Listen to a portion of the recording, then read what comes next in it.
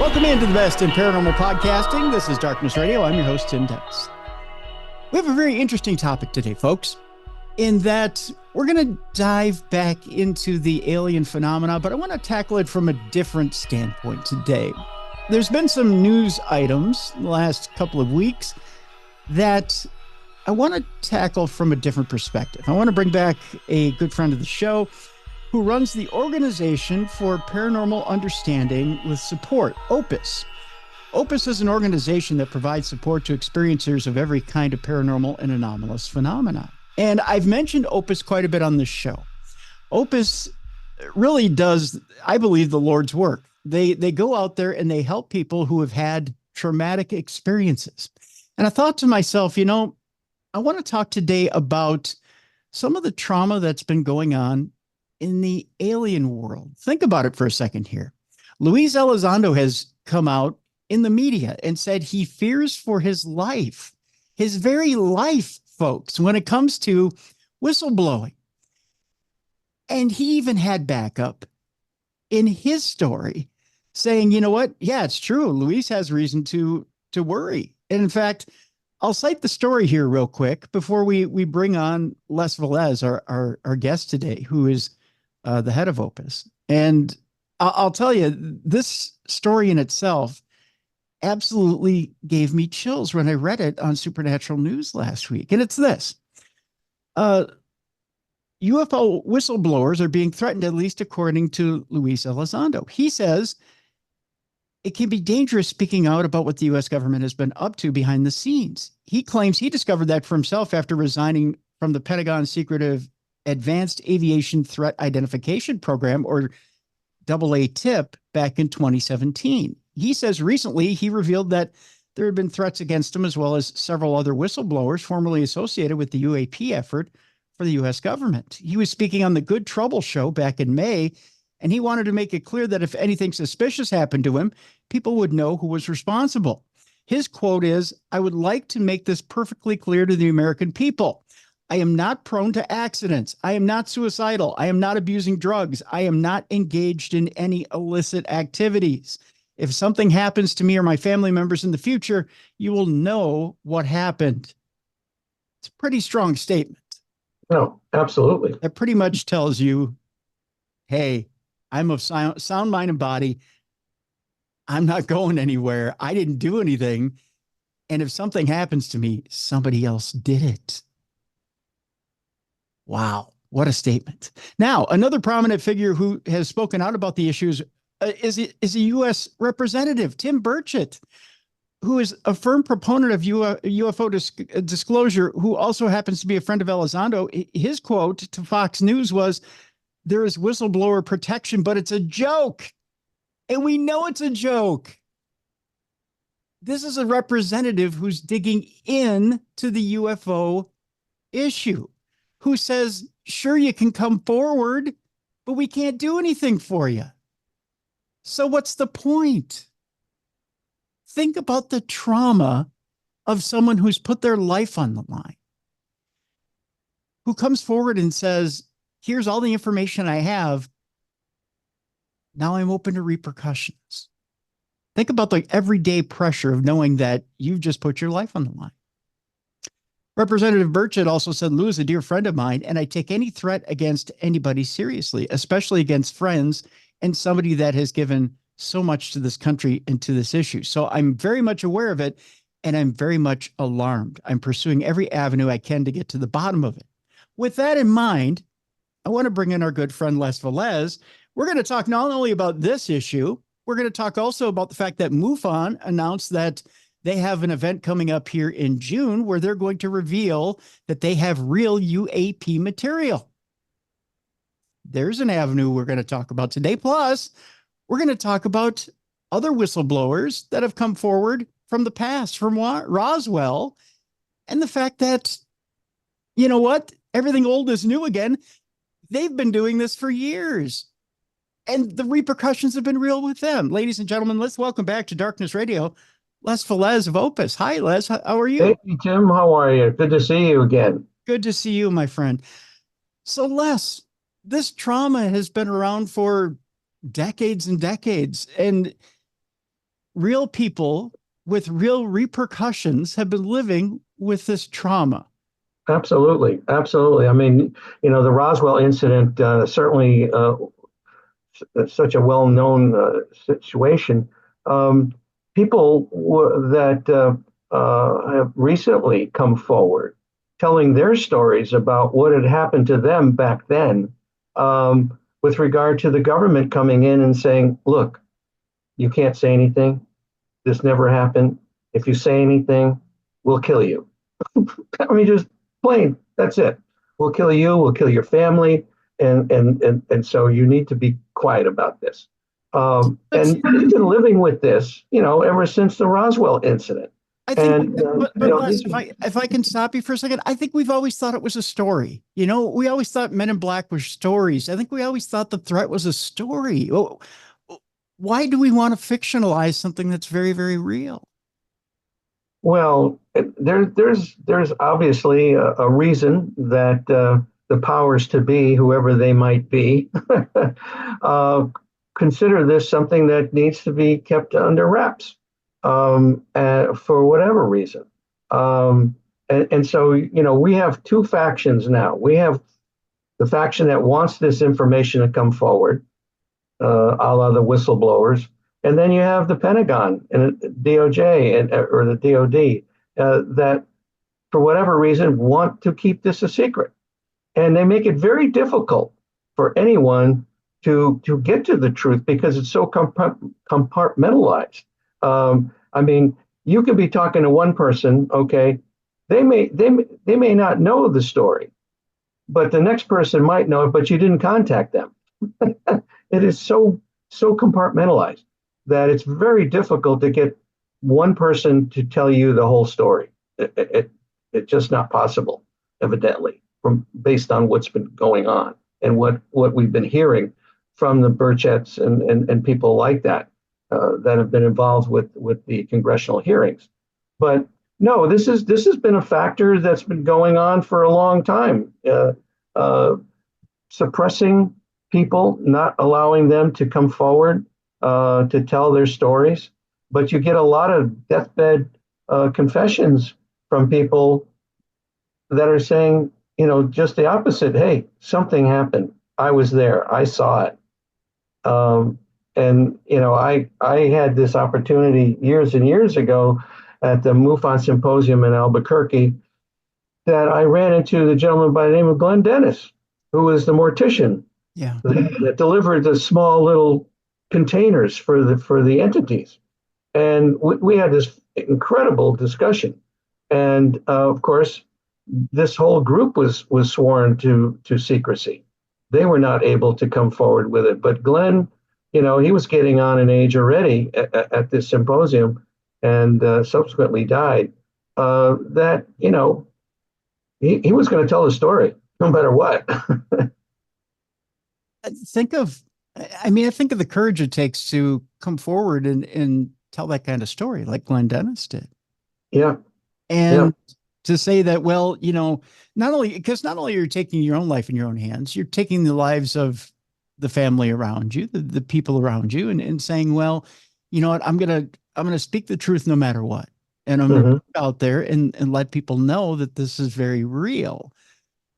But then we have to consider, Les, what information is it that we're putting out there? Is it just that these alien beings exist, or what information is it that we're truly putting out there? Because has anybody really suggested what our relationship is with these beings, or what it is we're doing with them? Yeah, it's evidently multiple levels of relationships. You have, just as we have here, we have good people on this planet and we got bad people on this planet. And the same thing is going on with evidently the various alien groups. And even within the individual alien groups, you got good ones and bad ones, because I've heard many stories where, people talk about the reptilians being all bad. Well, I've heard many stories about them being kind and loving and all of that. So it's a real mixed bag. And so, and then you throw in the hybridization process, the implants that are going on. it gets to be a real rat's nest as far as trying to, understand the full scope of what's going on. What it is really is that we're dealing with a whole different realm. It's a different realm, and it probably involves consciousness to a large degree. And I don't know if I told this story the last time I was on your show, but somebody said I had this support group in San Jose when we first got started.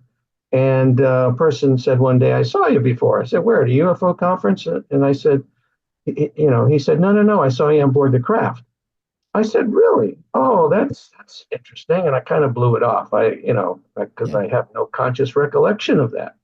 And then it was like a year and a half later that totally different person said the same thing. I've seen you before. I said, where? UFO? No. You were sitting on this bench naked on board the craft and you were freaking out. They told me to go over to you to calm you down. And so at that point, I decided to go get regressed. And I had 3 separate regressions. Didn't find out anything about being on board a craft, but I had multiple past lives.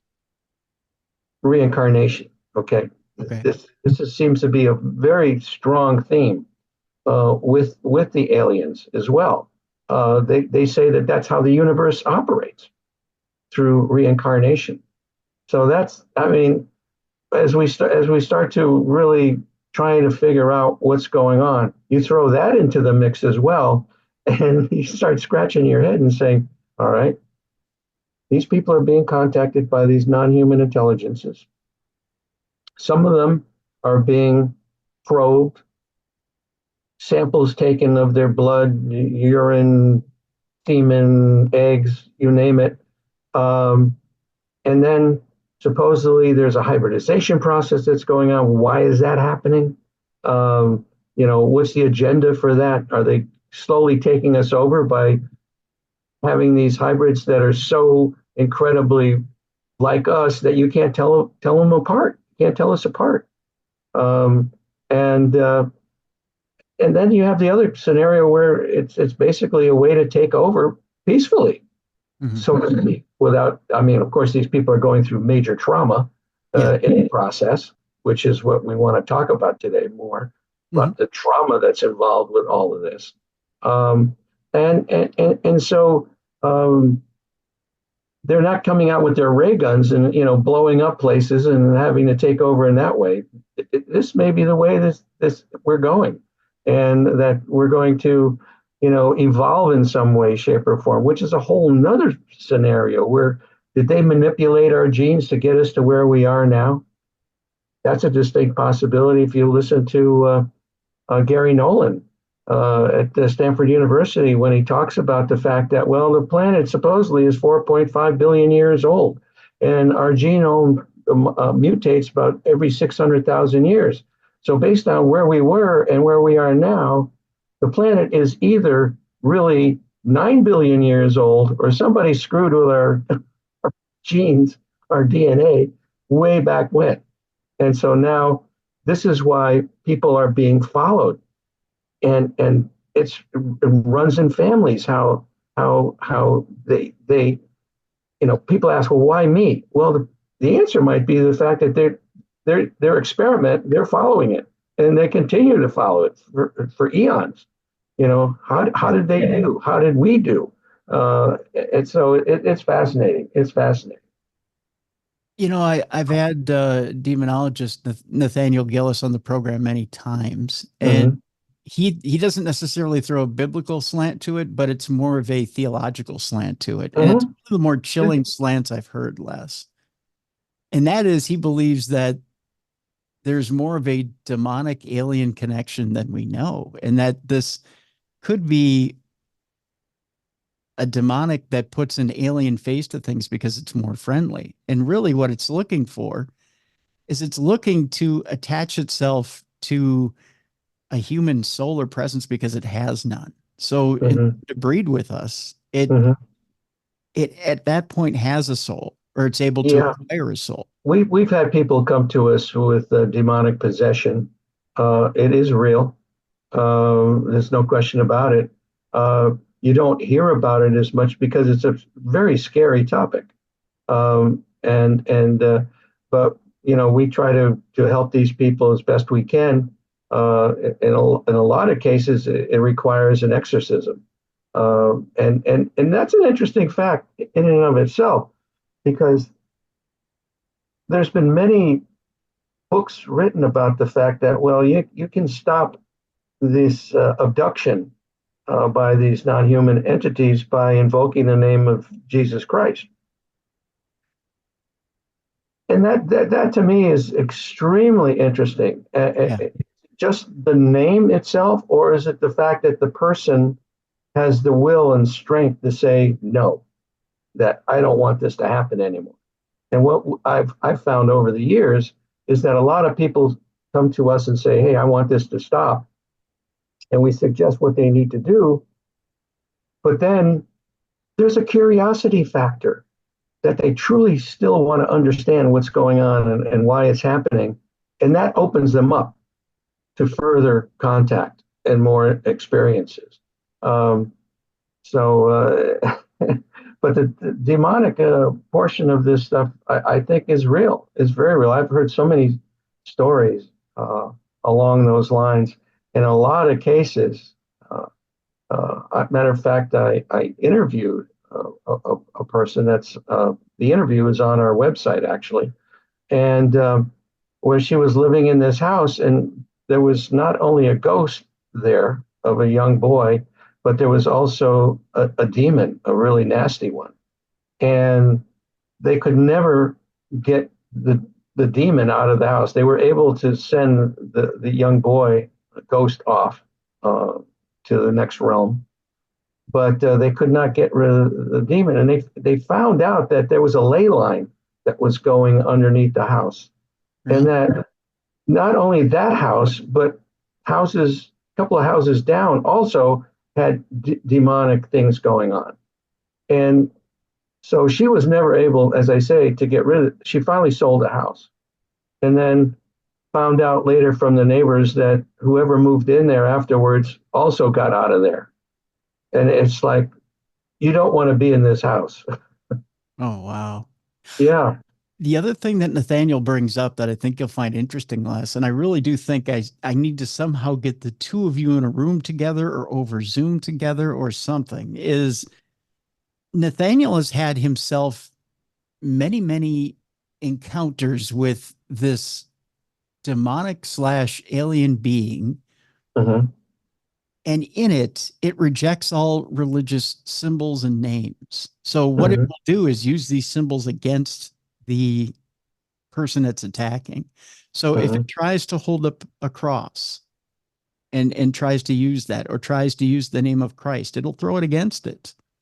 If it tries to use a religious symbol from the Jewish religion, or from the Buddhist religion, or from anything, it will carve it into its skin, into that person's skin. It's a different, higher form of demonic that I don't think I've ever seen before, nor has Nathaniel. And he's brought it up with many demonologists over in Europe, and other demonologists around the world, and it is frightening. And yeah, it is. I mean, but a lot of times you have people having scratches all over their bodies, on their backs, in various areas, and where it draws blood. I mean, and that's something. How the hell can you fathom that going on? And you don't see anything, you don't feel anything until you get scratched, and you take your shirt off, and there it is. You got claw marks down your back. So it's a different frequency that we're dealing with here. It's a different realm. It's a different, whatever you can call it, and we don't understand it. But again, these rituals that are meant to expel these demons does work most of the time.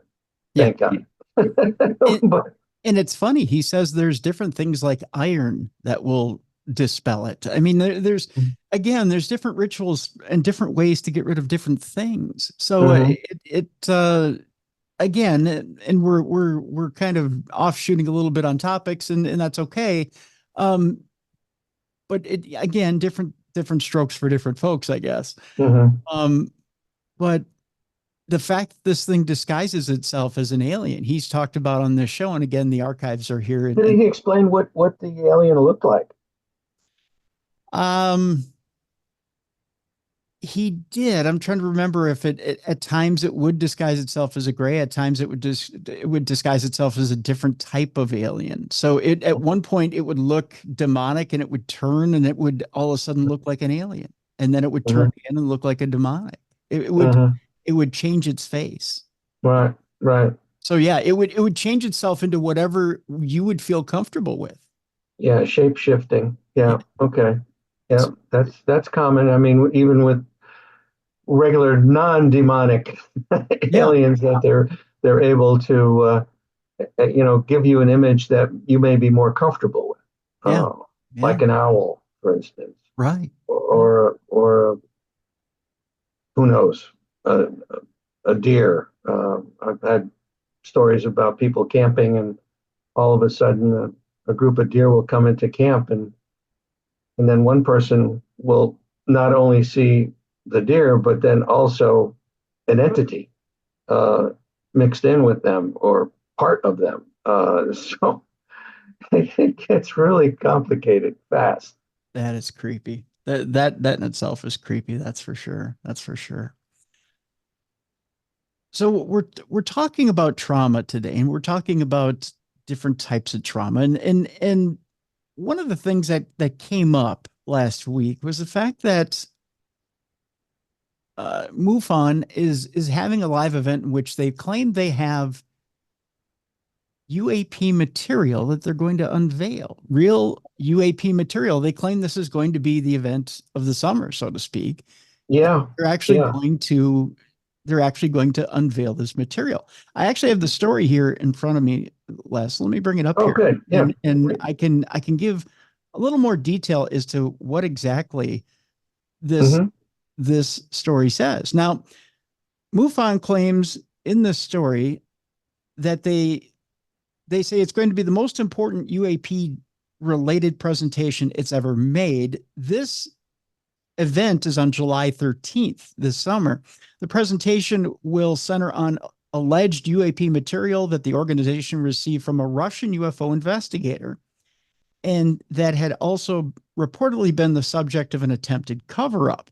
According to the press release, the material was tested both in Russia and at a lab in the US, with both investigations revealing it to be of unknown origin.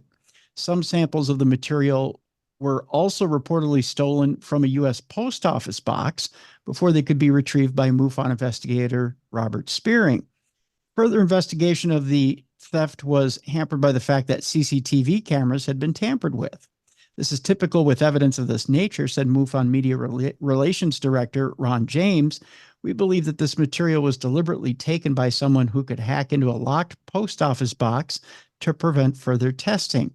Who did it is anybody's guess. The evidence that supports this story and others that we will share at the symposium could make this the biggest UFO related news of the year. This is according to them. We have physical materials and more evidence of non-human technology. Now, MUFON says that it will reveal its findings on Saturday, July 13th at 8 p.m. Central Daylight Time. I'm curious as to your thoughts. I mean, this may be the first time you're hearing this story, but No, I'm aware of the story, and it's remarkable in the sense that they were able to get documentation from two separate labs, uh, and so there's corroborating evidence, which is great. Um, yeah, the MUFON Symposium is being held at the Dallas Fort Worth Marriott in Irving, Texas, and it's actually runs from the 12th through the 14th. Mhm. And there's still time to register if people are interested in going to the MUFON Symposium. They're also doing a streaming service, so you don't have to physically go there. You can get online and sign up for that. Um, and I don't know the people or the labs that were involved. I don't know that at this point, but I will be there. Opus will actually have a table in the exhibitor area, and so I'll be sitting there hawking my book, The Unknown Other and the Existential Proposition of Alien Contact, which is on Amazon. Okay. And we're also looking for people that might be interested in being a control group for a study that we're in the middle of right now, called the Omega-4 study. These are people that have not had an experience, that would be willing to take a questionnaire, do a questionnaire. So that's one thing that I'd like to put out there. And then the other thing is that we're always looking for more mental health practitioners, more certified hypnotherapists, people that are familiar with the topic that we're talking about today, in order to help these people. Because with all these revelations that are coming forward now, with the various groups and whistleblowers, that people are starting to understand that this is confirmation for them that they've been dealing with something very real. Mm-hmm. And so they may need help to be able to process that information that now they're getting. So we stand ready to do that. I have to ask you this, Les, and again, we'll put up links not only to your book, but if you'd like, we can put up a link to that study as well if people are interested in getting involved with that. If you go to our document and article section, you'll see the Omega-3 study, which we did actually in conjunction with MUFON back in around 2007. And then the Omega-4 study, the first part of it is on there, where we actually went out to therapists and got their feedback on what they were dealing with their patients. And now we're in the second phase of the Omega-4 study, where we're actually looking to work with the clients of these therapists. So that's another thing that's going on. Excellent. I wonder, when it comes to people who have survived an experience, when they read a story like that, does it trigger something when they see that there's actual evidence, or that, even if with an organization as esteemed as MUFON, when they come out and say, we have this big story, when there's a big unveiling, when they say, there's going to be a news event of some sort, is this like unveiling, is this like saying, we're going to break out your predator one more time? Is this like saying, we're gonna parade out the predator and celebrate them? Mm. Is this a I don't want to say what's the word I'm looking here for, Les? Is this a dark day for survivors? No, I don't think so. Okay. And it really depends on the individual. Some individuals have been able to process what's gone on with them without any help. Then there's others that do need help. And those people that do need the help may have, it's like maybe they're trying to bury this in their conscience. And so now when these things are being brought up, it's bringing that back up to them again, and so it may be re-traumatizing them in a way. But if that's the case, then of course that's why we're here to try to help them get over that hump and be able to process it in a way that's going to help them in the long run. A lot of these people are suffering from PTSD. And so there are definite ways to work with people that have that situation going on, and we have the kind of people that can understand and work with that. Okay.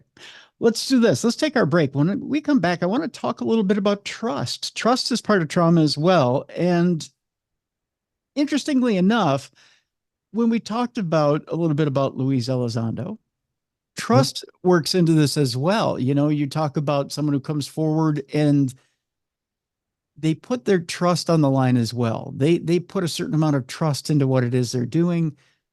They trust that someone is going to hold on to the information that they put forward and that they're going to do something with it. I want to talk to you a little bit when we come back from the break, Les, about what AARO did and Sean Kirkpatrick in particular, and what's been done with this information, what's been done with everything, and the trust not only of the people who put that information forward, but now the trust of the American public. Let's get a little bit broader in scope when we come back, and let's talk about where we sit today with everything. When we come back, we'll talk more with Velez of OPUS about where we sit as a public with everything and whether we're traumatized as a public when it comes to the alien phenomena. We'll talk about that when we come back next here on the Best in Paranormal Podcasting. This is Darkness Radio.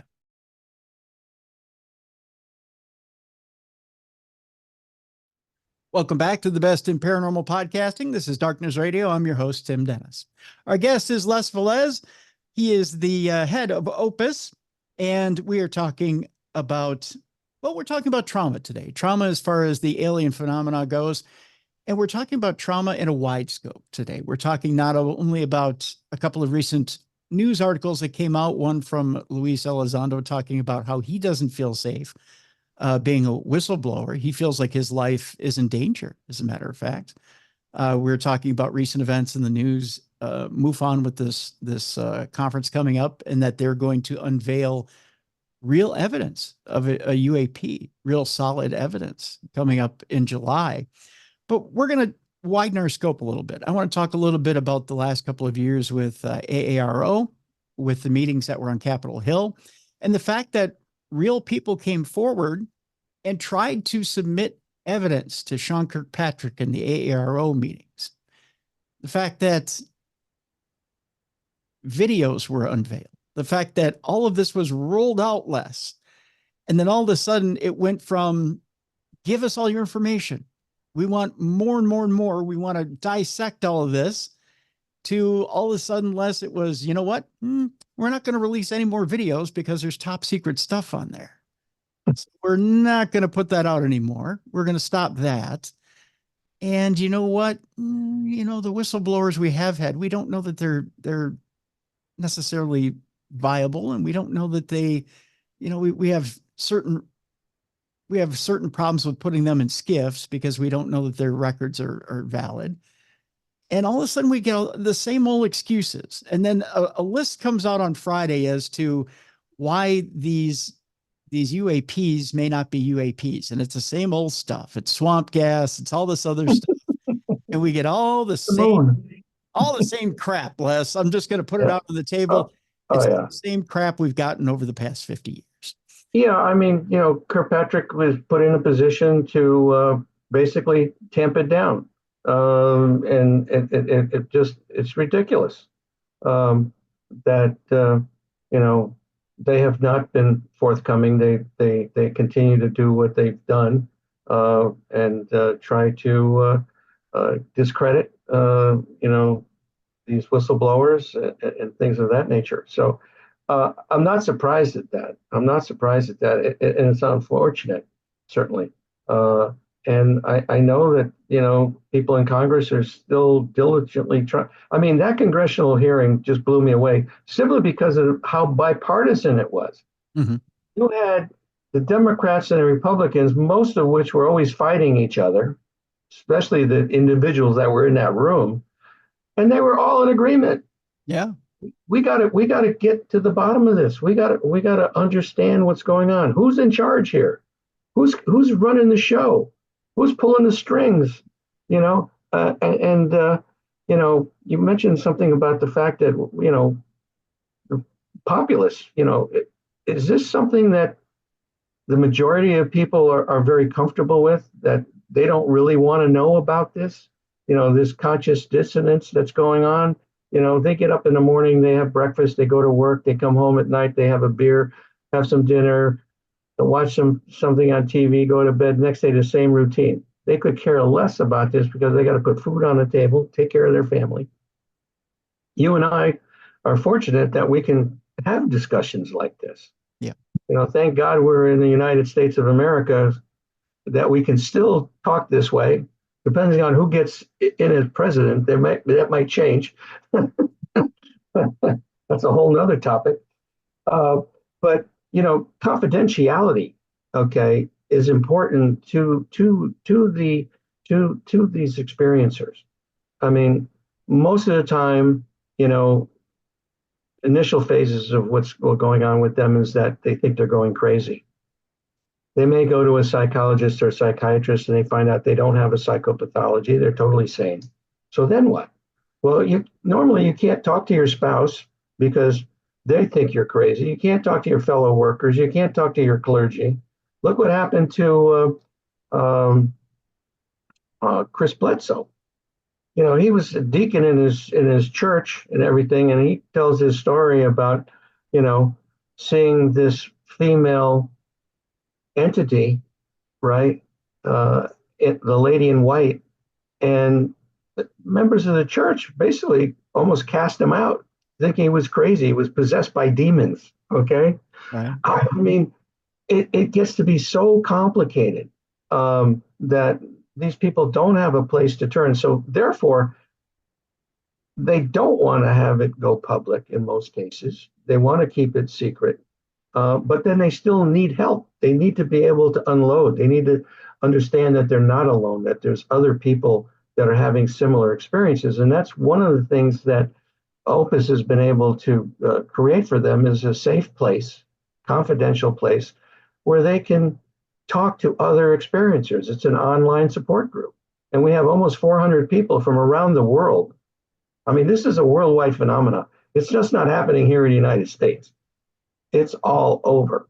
Yeah. And it depends on the country whether or not people are recognizing these things. Where in the UK, they seem to be more open to it. They're starting to have very good discussions about it. France, on the other hand, they kind of keep it low key. They don't come out and really help these people most of the time.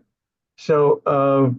But anyway, I'm probably getting off topic here. But the bottom line is, I think 70% of the people in the United States, if President Biden, okay, or President Trump, whoever it may be, comes out and says, "Yep, we're dealing with these aliens, and here they are. Here's a picture of them, and blah blah blah blah."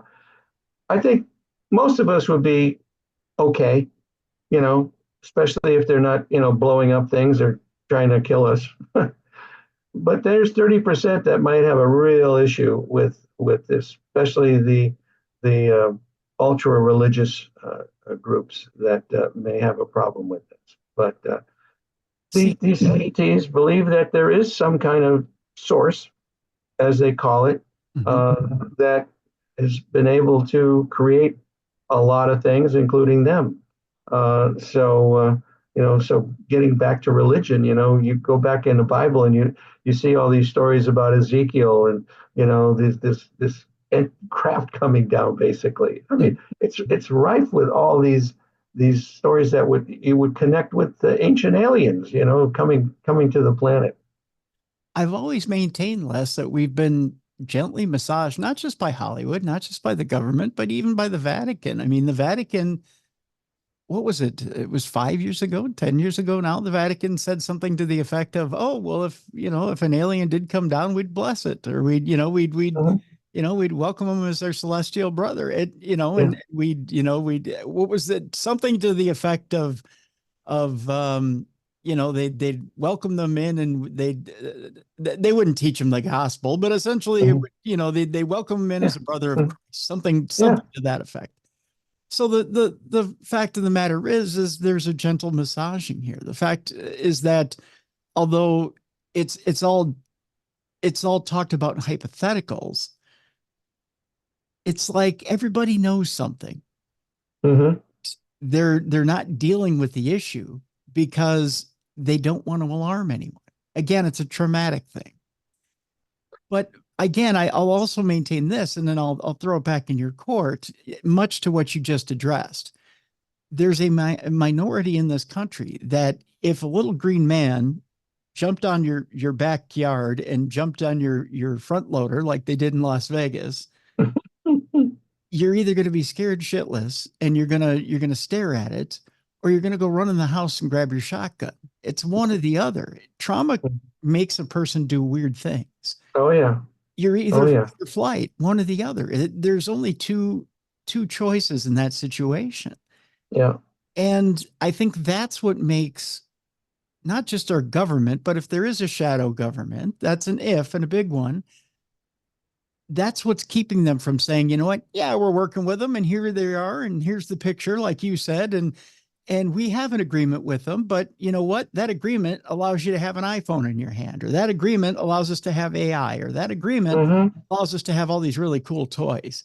And you wouldn't have a Yeah. microwave in your house and you wouldn't have all this other stuff if it weren't for that. So that's what keeps them from spilling their guts. Does that sound on the up and up? Well, I think that basically in this realm that almost anything is possible. And you know, Haim Eshed, this retired general of the Israeli army that came out with his book, it talked about the fact that, yeah, we're dealing with these entities and they don't think we're ready be outed, if you will. The human population is just not ready yet. But that we have bases on the moon, we have bases on Mars, and you wonder why the Space Force has come to be. Yeah. And of course, there's stories about the fact that our Space Force has been operating for quite a while, way before Trump said anything about it. Mm-hmm. It's just amazing stuff that the possibilities are endless as far as what it is or why it is. And look what's going on at Skinwalker Ranch. I mean, these guys are scientifically trying to look at the phenomena and understand it. And they're still scratching their heads, and they'll probably be scratching their heads for a lot longer. They'll be able to drag this series out for years. Oh, sure, sure. And even then, I'd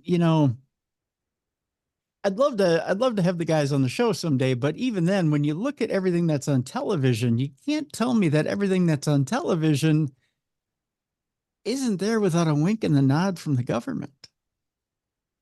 I mean, come on.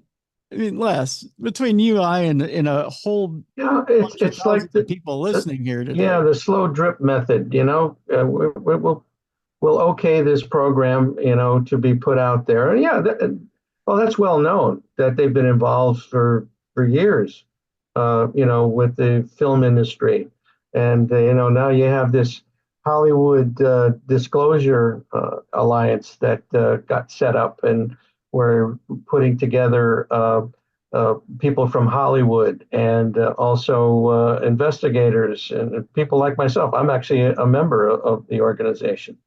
And, the impetus basically is to have another group that's trying to get to the bottom of this whole thing and facilitate, whether it's movies, whether it's TV shows, you name it, trying to get the word out. And so it's happening. And there's a reason why it's happening is because whoever they are saying, people, let's do this. You individual, you need to start this organization. Okay. Mm-hmm. They're being communicated with. I mean, what I'm doing, I mean, I've been doing this over 30 years now.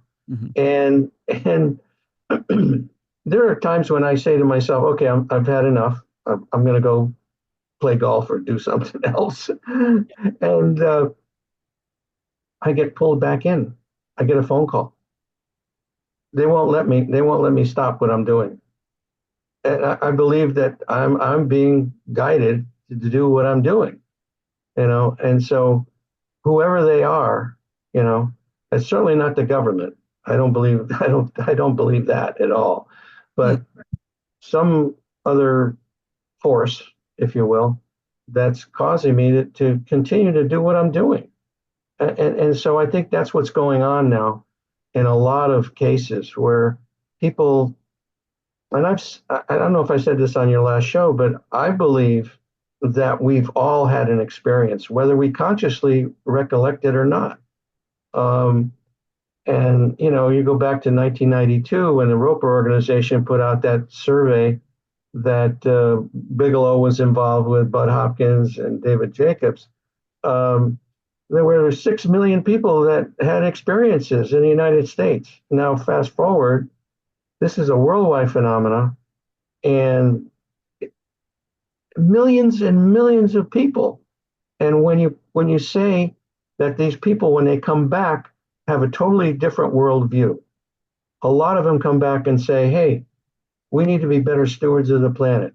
They're all really positive kind of things. And if we all wake up one day and everybody's been taken and had an experience and come back with that feeling, we wouldn't have wars. We wouldn't have any wars anymore. This would be a dead issue. We'd all get along. Come on, everybody, let's get along. It's fascinating to me that I think there is a definite process going on and you're doing what you're doing. And by the way, Tim, thank you for what you do, because it's very important that you're getting the word out on a lot of different topics, but this one especially, I think is super important. So thank you for what you do. Yeah, absolutely. Well, it's my pleasure. I like to deal in topics that have a little higher resonance. Does that make sense? And ones that will make you think, I guess, and ones that will that resonate not only with the heart but the mind too. And so this topic fascinates me in that, I wonder at times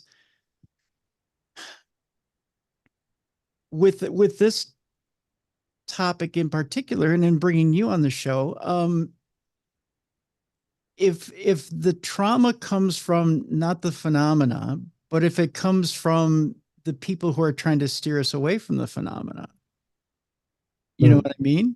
So is it that we're seeing these ships in the sky? Is it that we're having the interaction with whatever the being is behind the phenomena? Or is it the people who are trying to keep us away from the phenomena? That's a good question. That's a good question. It could be all the above. It could be, depending upon where and when something is happening, who happens to be involved, what groups happen to be involved. You see a crash scene, an automobile crash scene, and the first responders there, and then the fire trucks show up, and then the police cars show up, and then the ambulances show up, and there's multiple levels of something going on, and the wrecking crew comes and it gets the cars out of their way. Same thing is going on with this phenomenon. I mean, we have multiple entities that are involved, and they all have their agendas, and some of them are good, and probably others are to the detriment of what we're trying to accomplish, whether it's quote unquote disclosure or confirmation, and so hopefully the forces of good will defeat the forces of evil, and that we can actually come to a conclusion where everybody is on the same side, and we can only hope and pray, because it's been a crazy world here the last year with politics. Oh my God. It's just, how just that point alone, where you have a group of people that feel that the last election was stolen, okay, versus the people that say it was totally fair. There was no evidence that it was stolen. There was no evidence. But then again, it depends on who's in control and what you know. So it's like, who do you believe? You know, and only thing you can work with is, for me, it's my gut. If I feel, you know, that I'm in danger, I run the other way. If I'm okay and comfortable, then I keep going. But my gut has served me very well over the years, and it's the same thing with talking with people and listening to stories. I remember when I first got started doing investigations, and I was a nuts and bolts kind of guy, Mm-hmm. and the first person that said to me, "Well, I had contact with non-human intelligences," and I looked at him and said, "Okay," and I kind of disregarded it to a certain degree. But then the second person, the third person, started saying the same thing, and I'm saying, "Oh my God, there's something going on here, folks." And it's important that we understand what it is, number one, and then to be able to help these people that are having these experiences, which generally in the early stages is quite traumatizing. Over time, they come to accept it. And then in the later stages, it's almost like the Stockholm syndrome. Why aren't you taking me anymore? you Yeah. know, Yeah. because they've grown to understand what's going on and accept it. So it's very difficult to say that all these experiences are bad or they're all good. It's a process, and it's a spiritual process that their consciousness changes. I mean, it's a whole different ball game that they come out the other end on. So Let me ask you this. When you look at it's always been said that these aliens are supposed to be coming down and saving us from ourselves, right? But mhm. you look at conflicts worldwide, and there are at any time on this planet wide, less. I mean, we're always a planet at war. There's over 200 conflicts on this planet at any given time. It seems like we're always at war with each other. So Mhm. why would why would an alien presence want to try and clean up behind us? Why would they always want to try and take our nuclear weapons? Why would they always try and clean up behind us if the fact of the matter is that no matter what, we're always going to want to try and pick up a rock, a stick, or something else and throw it at each Well, other? I think it's a process that's ongoing with the human race that these aliens are dealing with. Where they're constantly basically abducting people, millions of people. Um, these people are coming back with a different worldview. So hopefully, these people eventually will get into positions of being able to control certain agendas, um, and that our whole worldview will change, and that we won't have over 200 conflicts, happening always. That they'll start to subside, and that there'll be a whole different focus on, hey, we're screwing up our planet. We're running out of resources. Uh, we are running out of good air to breathe. Our planet is heating up. We're not going to be able to cool ourselves down because we won't be able to power the air conditioning systems anymore. I mean, it's a disaster that's about to happen, but I think inevitably we'll be able to save our butts and deal with what's going on in the world. And I think it's going to boil down to, people are just going to have to say, hey, if we're going to survive, we have to stop doing what we're doing and change our how we operate. And it's got to happen, or else we will be the last civilization here, and Mother Nature will take over. I mean, it will. I mean, look at all the storms that are going on now. the flooding, the tornadoes, earthquakes, tsunamis. Mother Earth can just wipe out the whole 9 yards in a flash. Ultimately, Mother Earth is going to make us work together, because it's gonna end up ganging up on us. I mean, we're Yeah, going to end up having to work together to get through natural disasters. yeah, exactly.